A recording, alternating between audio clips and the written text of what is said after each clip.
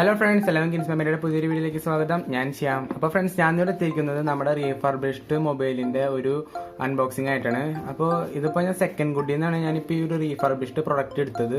അപ്പോൾ നമുക്ക് കാണാൻ സാധിക്കും സെക്കൻഡ് ഗുഡ് എന്ന് പറഞ്ഞിരിക്കുന്നത്. അപ്പോൾ ഇതുപോലെയൊക്കെ നമുക്ക് ആ ഒരു റീഫർബിഷ്ഡ് പ്രൊഡക്റ്റിന്റെ ബോക്സ് ഇത് വന്നത് സെക്കൻഡ് ഗുഡ് എന്ന് പറഞ്ഞിട്ട് എഴുതിയിട്ടുണ്ടാവും. ഫ്ലിപ്കാർട്ടിന്റെ സെക്കൻഡ് ഗുഡ് സൈറ്റിൽ നിന്നാണ് ഞാൻ അത് പർച്ചേസ് ചെയ്തത്. അപ്പോൾ നമുക്ക് അൺബോക്സ് ചെയ്ത് നോക്കാം. അതിന് മുമ്പായിട്ട് നിങ്ങൾ ഇതുവരെ എൻ്റെ ചാനൽ സബ്സ്ക്രൈബ് ചെയ്യില്ലെങ്കിൽ സബ്സ്ക്രൈബ് ചെയ്യുക. അതുപോലെ തന്നെ തൊട്ടടുത്തുള്ള ബെല്ലൈക്കൺ എനേബിൾ ചെയ്യുക. അപ്പോൾ നമുക്ക് നേരെ വീട്ടിലേക്ക് പോകാം.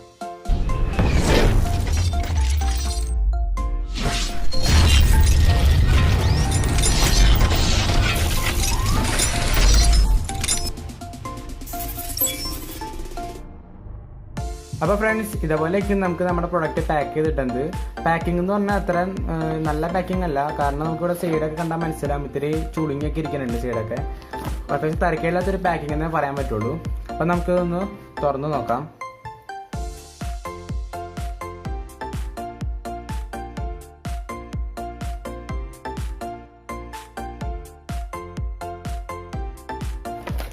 അപ്പോൾ ഇതിൻ്റെ അപ്പോൾ ഇത്തിരി ഡീറ്റെയിൽസ് ഒക്കെ തന്നിട്ടുണ്ട്. പിന്നെ നമുക്കൊരു വാറണ്ടി കാർഡ് തന്നിട്ടുണ്ട്, നമുക്കിവിടെ കാണാൻ സാധിക്കും. അപ്പോൾ ഇതാണ് നമ്മുടെ ഫോൺ. വേറെ നമുക്ക് ഈ പാക്കിൻ്റെ പെട്ടിയോടൊപ്പം നമുക്കൊന്നും കിട്ടിയിട്ടില്ല. ഇതേപോലെയൊക്കെ നമുക്ക് നമ്മുടെ ഫോൺ പാക്ക് ചെയ്ത് കിട്ടണത്. അത്യാവശ്യം നല്ലൊരു പാക്കിങ് തന്നെയാണ്, പക്ഷെ ഇത് പൊട്ടിച്ചിട്ടൊക്കെ ഉണ്ട്, കണ്ടോ. നമുക്കിവിടെ കാണാൻ സാധിക്കും. ഇവിടെ സ്റ്റിക്കറൊക്കെ ഉണ്ടായിരുന്നു, സ്റ്റിക്കറൊക്കെ പൊളിച്ചളഞ്ഞ ആകെ ഇതാക്കിയാണ് നമുക്ക് തന്നിരിക്കുന്നത്. അപ്പോൾ നമുക്ക് ഒന്ന് ഓപ്പൺ ചെയ്ത് നോക്കാം. ഓപ്പൺ ചെയ്യുമ്പോൾ തന്നെ അവരിവിടെ ഒരു നമ്പറൊക്കെ എഴുതി വെച്ചിട്ടുണ്ട്. പിന്നെ നമുക്ക് ഇതാണ് നമ്മുടെ ഫോൺ കിട്ടിയിരിക്കുന്നത്. പിന്നെ നമുക്ക് ഇതിൻ്റെ ഒപ്പം എന്തോ ഒരു കാർഡ് തന്നിട്ടുണ്ട്. ഇതെന്താ സംഭവം എന്ന് എനിക്ക് മനസ്സിലായില്ല. ജസ്റ്റ് ഒരു കാർഡ്, വേറെ ഒന്നുമില്ല. ഇത് തുറക്കാനൊന്നും പറ്റണില്ല. പിന്നെ ഇതിൻ്റെ ഒപ്പം ഒരു ചാർജറും പിന്നെ ഒരു ഡാറ്റ കേബിളും തന്നിട്ടുണ്ട്. വേറെ നമുക്ക് ഈ ഒരു പ്രൊഡക്റ്റിൻ്റെ വേറെ ഒന്നും കിട്ടണില്ല.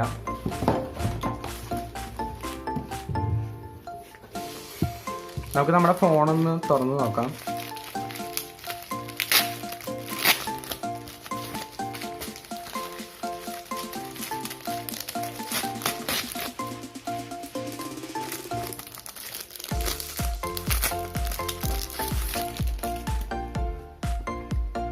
അപ്പോൾ ഇതാണ് നമ്മുടെ ഫോൺ കിട്ടിയിരിക്കുന്നത്. ഇതിപ്പോൾ ഡിസ്പ്ലേയിൽ നമുക്കധികം സ്ക്രാച്ചൊന്നും കാണാനില്ല. ഇവിടെ സ്ക്രാച്ചൊന്നും അധികം നമുക്ക് നോക്കിയിട്ട് കാണാനില്ല. പിന്നെ എൻ്റെ ബാക്ക് കവർ നമ്മുടെ ഇവിടെ ഇട്ട് സൈഡിലായിട്ട് ഇത്തിരി പെയിൻ്റൊക്കെ പോയിരിക്കുന്നുണ്ട്, നമുക്കിവിടെ കാണാൻ സാധിക്കും. ഇവിടെ ഇത്തിരി പെയിൻറ്റ് പോയിട്ടുണ്ട്, പിന്നെ ഇവിടെ ഇത്തിരി പെയിൻറ്റ് പോയിട്ടുണ്ട്. വേറെ നമുക്ക് ഈ ഒരു ഫോൺ വേറെ പ്രശ്നങ്ങളും നമുക്ക് കാണാൻ സാധിക്കില്ല. നമുക്കിനി ഇത് ഓണാക്കി നോക്കാം. ഓണാക്കിയിട്ട് വല്ല പ്രശ്നമുണ്ടോ നമുക്ക് നോക്കാം.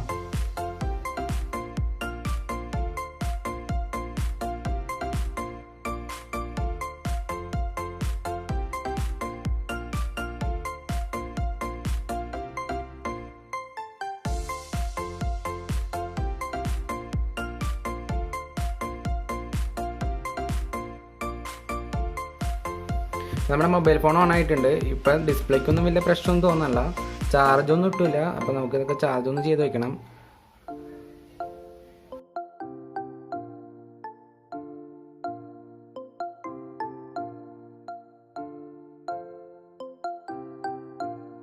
അപ്പോൾ ഇതാണ് നമ്മുടെ മോട്ടോ G4+. അപ്പോൾ അത്യാവശ്യം കുഴപ്പമില്ലാത്ത രീതിയിലാണ് അവർ പാക്കിംഗ് ഒക്കെ ചെയ്ത് തന്നിരിക്കുന്നത്. സ്ക്രാച്ച് എന്ന് പറഞ്ഞിട്ട് റീഫർബിഷ്ഡ് പ്രൊഡക്ട്സിൻ്റെ ഞാൻ ഡിസ്പ്ലേമേ സ്ക്രാച്ച് ഉണ്ടെന്ന് വിചാരിച്ചു, പക്ഷേ ഡിസ്പ്ലേമൊന്നും അങ്ങനെ സ്ക്രാച്ച് വന്നിട്ടില്ല. ആകപ്പാടെ സൈഡിൽ ഒരു ഇത്തിരി പെയിൻറ്റ് പോയിട്ടുള്ളൂ. വേറെ ഒരു പ്രശ്നം ഈ ഫോണിൽ ഞാൻ കാണാനില്ല. അപ്പോൾ നമുക്കിതിൻ്റെ ബാക്ക് കവർ ഒന്ന് ഊരി നോക്കാം.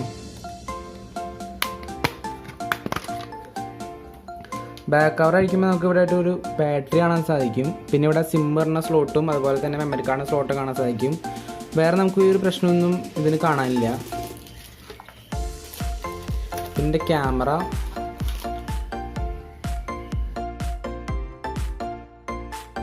അത്യാവശ്യം ഒരു കുഴപ്പമില്ലാത്ത നല്ല ക്യാമറ തന്നെയാണ് അവരിന് കൊടുത്തിരിക്കുന്നത്.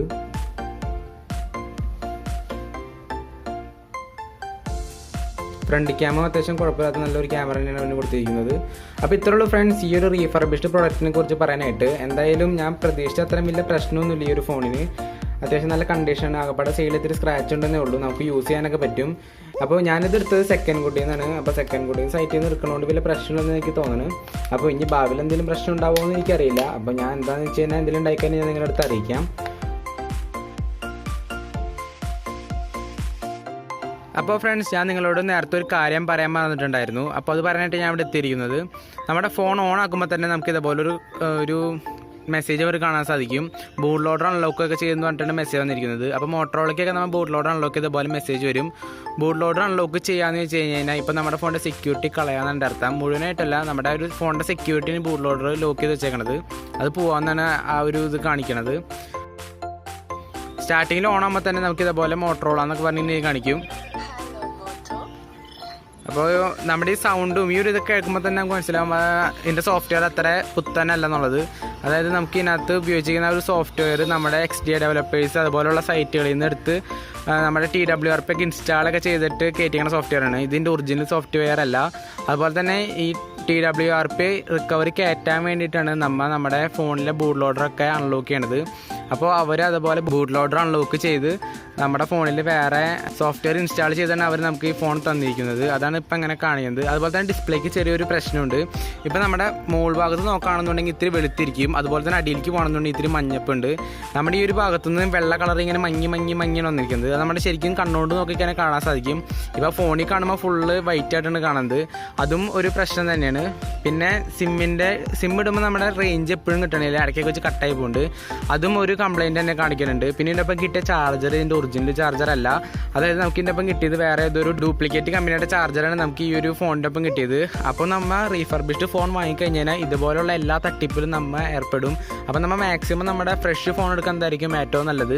കാരണം ഞാനിപ്പോൾ ആദ്യമായിട്ടാണ് ഞാനിപ്പോൾ ഇതുപോലെ ഒരു ഫോൺ എടുത്തത്. ഇതിപ്പോൾ പ്രൈസ് കുറവിന് കണ്ടപ്പോൾ ഞാൻ എടുത്തതേ ഉള്ളൂ. എന്തായാലും വലിയ മണ്ടത്തരം പറ്റിപ്പോയി. അപ്പോൾ ഞാനിപ്പോൾ ഇത് റിട്ടേൺ അയക്കാനുള്ള ഒരു പ്രൊസീജിയറൊക്കെ ചെയ്തിട്ടുണ്ട്. അപ്പോൾ അവരത് അക്സെപ്റ്റ് ചെയ്യുന്നുള്ള കാര്യം എനിക്കറിയില്ല. അപ്പോൾ ഞാൻ ഇങ്ങനെ കംപ്ലൈൻ്റ് ഒക്കെ പറഞ്ഞ് ഞാൻ രജിസ്റ്റർ ചെയ്തിട്ടുണ്ട്. അപ്പോൾ നിങ്ങൾ മാക്സിമം എടുക്കുകയാണെന്നുണ്ടെങ്കിൽ ഫ്രഷ് ഫോൺ തന്നെ എടുക്കുക, പുത്തൻ തന്നെ എടുക്കുക. ഇതേപോലത്തെ റീഫർബിഷ്ഡ് എടുക്കുകയാണെന്നുണ്ടെങ്കിൽ നിങ്ങൾ ഉറപ്പായിട്ടും പെടും. അല്ലെന്നുണ്ടെങ്കിൽ നമ്മൾ നല്ല സെല്ലേഴ്സിൻ്റെ അടുത്ത് നല്ല റേറ്റിംഗ് ഒക്കെ നോക്കിയിട്ട് എടുക്കാൻ ശ്രമിക്കുക.